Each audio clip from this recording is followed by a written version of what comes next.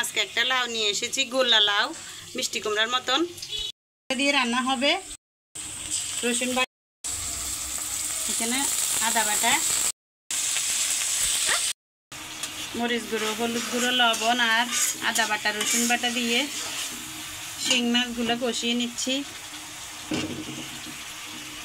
একটু মশলার গুঁড়ি দিচ্ছি। এই যে একটা লাউ নিছি, কেটে নিছি। দেখেন আমি অনলাইন থেকে একটা বটি নিছি, এই বটিটা এখানে রাখছি। এটা দিয়ে আমরা এখন কাটবো।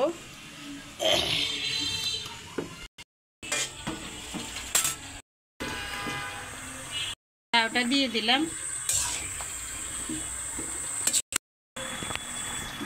একটু গরম পানি, আর সেই শিং মাছগুলো দিয়ে দিলাম, আর টমেটো দিয়ে দিলাম, ধনেপাতা দিয়ে দিছি। তরকারিটা হয়ে গেছে।